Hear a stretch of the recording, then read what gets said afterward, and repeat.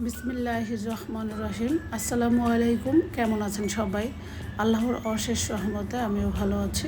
আজকে এমন একটি রোস্টের রেসিপি শেয়ার করব, যেটার গ্রেভি দিয়ে 2 প্লেট পোলাও খাওয়া যাবে। আমার বাচ্চারা বলে সবসময় আমার রোস্টের থেকেও আমার গ্রেভিটা অনেক বেশি মজার হয়, তাই বাচ্চাদের রিকোয়েস্টে আজকেও তৈরি করে নিচ্ছি ঝাল ঝাল রোস্টের সহজ রেসিপি। তবে রেসিপিটি সহজ, খেতে ছিল সবচেয়ে বেশি বেস্ট। তো আমার রান্না বেস্ট রোস্টের রেসিপি হচ্ছে এটাই। তো এর জন্য প্রথমে আমি এখানে পাকিস্তানি মুরগি কেটে ধুয়ে পরিষ্কার করে পানিটা ঝরিয়ে 8 পিস নিয়েছি, মানে এখানে 2টা মুরগি 1.5 কেজি পরিমাণে। এরপর এখানে হাফ চা চামচ লবণ আর হাফ চা চামচ লাল মরিচের গুঁড়া দিয়ে খুব ভালোভাবে মাখিয়ে নিচ্ছি। যেহেতু ঝাল ঝাল রোস্ট তৈরি করব, তাই মরিচের গুঁড়া দিয়ে এইভাবে ম্যারিনেট করে 5 মিনিটের জন্য রেখে দেব। এরপর রোস্ট রান্নার জন্য একটা মশলা তৈরি করব। এখানে 1 কাপ পেঁয়াজের পেস্ট নিয়েছি, আর এখানে নিয়েছি 1.5 কাপের মতো কাজু বাদাম, পেস্তা বাদাম, কিশমিশ আর হচ্ছে পেঁয়াজের বেরেস্তা একদম স্মুথি করে ব্লেন্ডার করে নিয়েছি। তো সবটুকু ঢেলে নিয়েছি। আর এখানে নিয়েছি রোস্টের মশলা। এখান থেকে আমি 2.5 টেবিল চামচ দিয়ে দিব রোস্টের মশলা। চাইলে এটা ঘরোয়া মশলা দিয়েও তৈরি করে নিতে পারেন। এরপর দিয়ে দিব 1 চা চামচ লাল মরিচের গুঁড়া।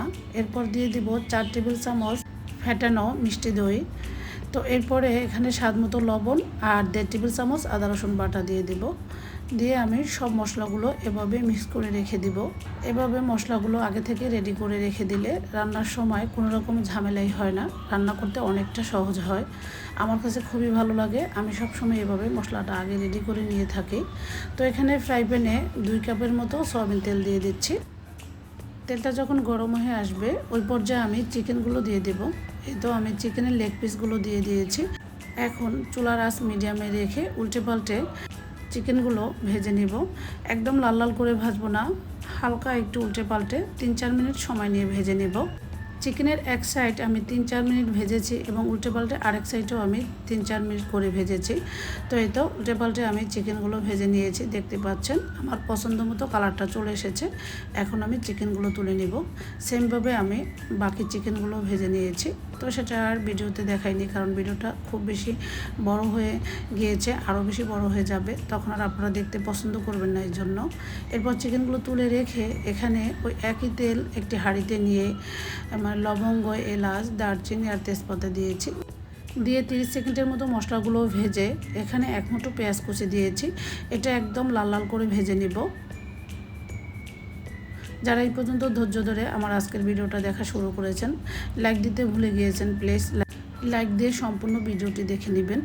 এই তো পেঁয়াজগুলো যখন একদম লাল লাল করে ভাজা হয়ে গিয়েছে, ওই পর্যায়ে আমি যে আগে থেকে যে রেডি করে রেখেছি মশলাটুকু সবটুকু আমি দিয়ে দিয়েছি। দিয়ে এখন আমি নেড়ে চেড়ে মশলার সঙ্গে ভালো করে মিশিয়ে কষিয়ে নিব। এই মশলাটা যত বেশি কষাবেন রোস্টটা খেতে তত বেশি ভালো লাগবে। তো একদম আমি মিডিয়াম আঁচে নেড়ে চেড়ে 15 থেকে 16 মিনিটের মতো মশলাগুলো খুব ভালো করে কষিয়ে নিয়েছি। যখন তেলটা উপরে ভেসে উঠেছে, ওই পর্যায়ে আমি এখানে চিকেনগুলো দিয়ে দেব। আপনারা দেখে হয়তো বুঝতে পেরেছেন মশলা থেকে একদম তেলটা ছেড়ে দিয়েছে। ওই পর্যায়ে আমি সবগুলো চিকেন দিয়ে দিচ্ছি।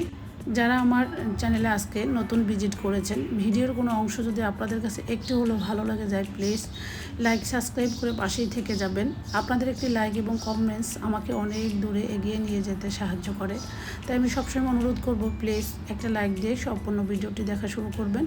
তো এই তো আমি সবগুলো চিকেন দিয়ে এখন উল্টে পাল্টে নেড়ে চেড়ে নিব। তো এই চিকেনগুলো একদম মিডিয়াম আঁচে আমি 10 মিনিটের মতো কষিয়ে নিয়েছি। দেখতে পাচ্ছেন কষাতে কষাতে যখন চিকেন এবং মশলা থেকে একদম মানে তেলটা ছেড়ে দিয়েছে, ওই পর্যায়ে কিন্তু এখানে আমি বাকি মশলাগুলো অ্যাড করব। তো এই অবস্থায় অবশ্যই বারবার নাড়াচাড়া করতে হবে, যেহেতু এখানে বাদাম বাটা অ্যাড করেছি। তো যে কোনো সময় পাতিলে তলানিতে লেগে পুড়ে যেতে পারে। যখন চিকেনগুলো একদম কষাতে কষাতে 80%-এর মতো সেদ্ধ হয়ে গিয়েছে, ওই পর্যায়ে এখানে আমি 5-7টি একটু আগা দিয়ে ফেলে নেওয়া কাঁচামরিচ দিয়েছি। মানে এটা ঝালের জন্য না, এটা একটু সুঘ্রাণের জন্যই দিয়ে দিয়েছি। তবে হালকা ঝালও ছড়াবে, যেহেতু আগা দিয়ে হালকা একটু ফেলে দিয়েছি। এরপরে আমি আবারও ভালোভাবে নেড়ে চেড়ে এখানে 1.5 কাপ দুধ দিয়েছি। এই দুধের মধ্যে আমি বাকি রান্নাটা শেষ করব। এখানে আর কোনো পানি আমি ব্যবহার করব না। আপনাদের কাছে যদি দুধ না থাকে তাহলে গরম পানি অ্যাড করতে পারেন, আর যদি লিকুইড দুধ না থাকে গুঁড়া দুধ দিলেও হবে।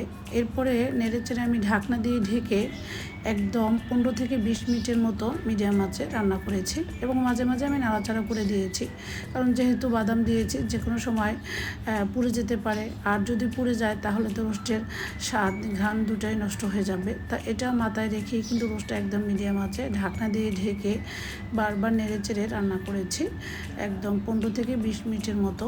এরপরে দিয়ে দিচ্ছি এখানে 1 কাপ পেঁয়াজের বেরেস্তা, আর উপর থেকে 1.5 টেবিল চামচ ঘি দিয়ে দিচ্ছি। ঘির পরিমাণটা আমার কাছে কম হয়েছে, কারণ বাসায় আমার ঘি ছিল না, অল্প ঘি ছিল, যেটা আমি মানে সবটুকুই ঢেলে দিয়ে দিয়েছি, দেখতে পেয়েছেন।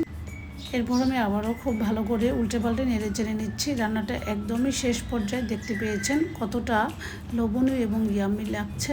এই রোস্টের ঝোল আমার ছেলেরা খুবই পছন্দ করে, আর আমার ছেলেরা বলে আমি নাকি রোস্ট রান্নায় বেস্ট রাঁধুনি। আমার রোস্টের গ্রেভি দিয়ে তারা অনায়াসে 1 প্লেট পোলাও খেয়ে নিতে পারে, এতটাই মজার। তারা তো এটা পরোটার সাথেও খেতে পছন্দ করে, তাই আজকে বায়না ধরেছে বিকেলে এটা দিয়ে নাকি নাস্তা খাবে।